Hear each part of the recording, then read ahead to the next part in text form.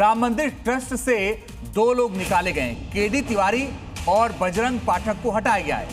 KD Tiwari आभूषणों का हिसाब रखते थे, उन्हें हटाया गया। बजरंग देखते थे वीआईपी व्यवस्था और प्राण प्रतिष्ठा के बाद से दोनों तैनात थे, जिसके बाद दोनों को हटा दिया गया है।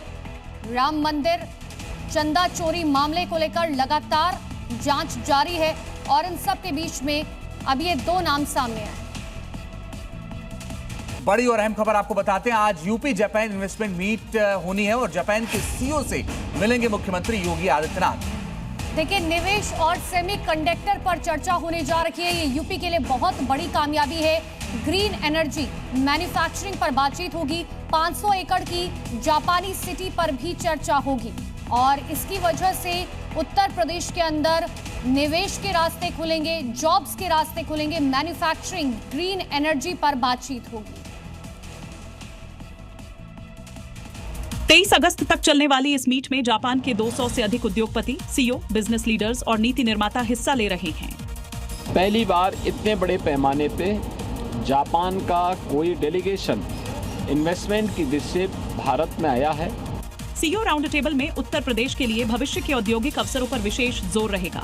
Green hydrogen, renewable energy, electric mobility, semiconductor, advanced materials, automotive components और डिजिटल इंफ्रास्ट्रक्चर जैसे क्षेत्रों में निवेश की संभावनाओं पर उद्योग जगत के साथ चर्चा होगी।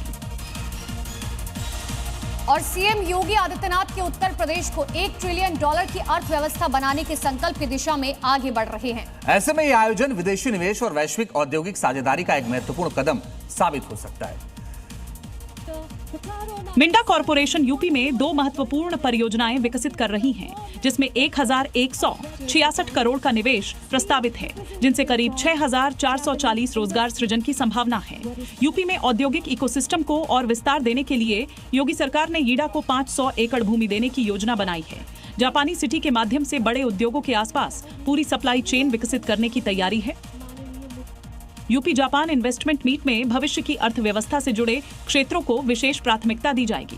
ग्रीन एनर्जी के तहत अक्षय ऊर्जा, क्लीन टेक्नोलॉजी और ग्रीन हाइड्रोजन में निवेश की संभावनाओं को जापानी कंपनियों के सामने रखा जाएगा। और इसके पहले मंगलवार को मुख्यमंत्री योगी आदित्यनाथ ने जापान के यामानाशी प्रीफेक्चर के गवर्नर कोटारो नागासाकी का स्वागत किया। नागासाकी 200 से अधिक जापानी सीईओ, कारोबारी नेताओं, उद्योग प्रतिनिधि और नीति निर्माताओं की डेलीगेशन का नेतृत्व कर रहे हैं।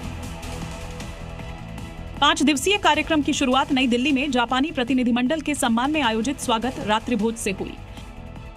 इस मौके पर जापानी डेलीगेशन का स्वागत करते हुए सीएम योगी ने जापान के निवेशकों को भरोसा दिलाया कि उत्तर प्रदेश में निवेश के लिए विश्व स्तरीय माहौल है।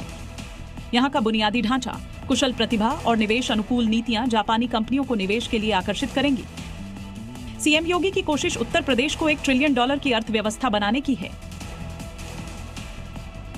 और भले ही 2027 में यूपी में विधानसभा चुनाव है और बीजेपी जीत की रणनीति बनाने में अब से जुट गई है, लेकिन सीएम योगी का लक्ष्य सिर्फ चुनावी जीत नहीं, बल्कि यूपी को $1 ट्रिलियन वाली इकोनॉमी बनाने पर फोकस्ड है। सीएम योगी के इस सपने को उड़ान कोई और नहीं बल्कि जापान दे रहा है।